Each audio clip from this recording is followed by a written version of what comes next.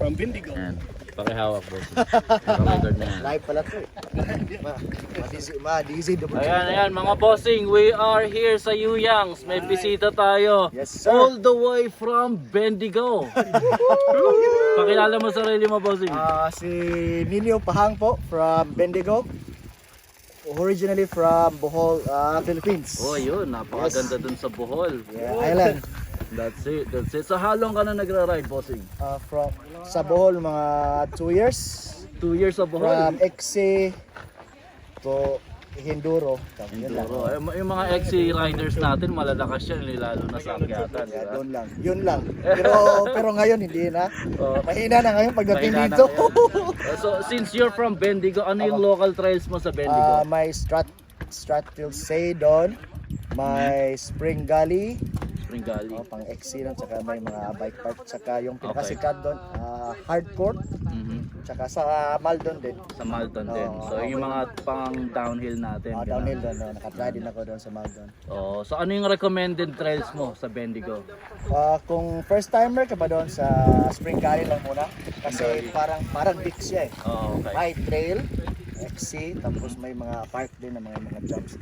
Ayun. So, yun, napakaganda. So, Bendigo, sininyo po ang contact natin. Yes, contact lang po. Credit sa cameraman. Ayun. Oh, credit nga pala sa camera si Bossing Patrick. Boss Patrick. Ayan. So, sabihin mo sa amin, ano yung weapon of choice mo ngayon? Itong bike ko is Marine Focus mo. Alpine Trail 7. Isa tong alloy. 170 up front, 150 at rear. Yun lang. Napansin namin, naka-coil ka. Nag-coil ako eh. Ano, mas preferred mo ba yung coil kaysa sa air shock? Yung na-try ko kasi mas stable yung coil ko dito sa frame. Sa frame. Kasi Okay. yung nag-air shock ako yung stock niya. Yung nag-trade bo ako, bumigay eh. Sa ano? Malakas ka kasi mag-ride. Doon lang dito bago. Pero mas mabigat siya.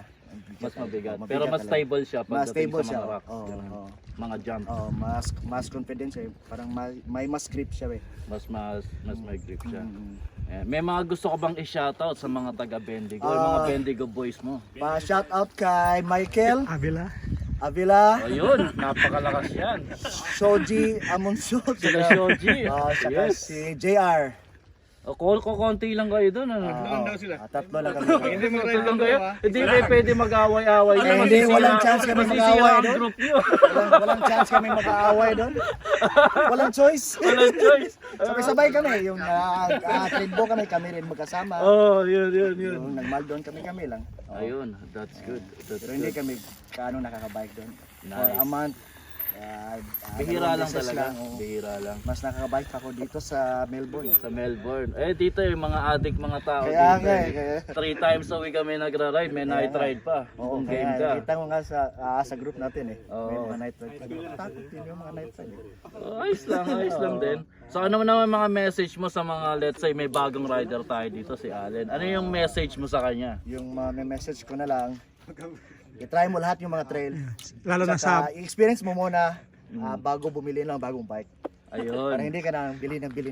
Isang bike lang. Isang upgrade Isang na lang. upgrade no? lang. Isang bagsakan na lang. O bibili ka, doon pinaka-top in na agad. Oo. O yung katulad sa akin na, parang ito lang. Tapos pag next month, upgrade na. Wala nang stop eh. So ito yung mga pinakamagandang tanong eh. Nakailang bike ka na? Tatlo. Ayun. So may rule of thumb kami dito eh. 1 to 2 bikes, hobbyist pa ang tawag dyan. Habis. Pag tatlo, addict na. Kasi yung first bike ko, XC yun eh. XC. Tapos yung second ko, hardtail na enduro yung Marine na San Quentin din. Okay. Tapos ito yung pangatlo. Ayun. Ayun, maraming salamat po. Sininyo po, Sige tropa po, thank natin you. sa Bendigo. So kung may mga pupunta sa Bendigo, Lahat na, message lang. daming fans. So. Thank you. Ayan, Bendigo. Shoutout sa cameraman natin. Thank you. Thank you.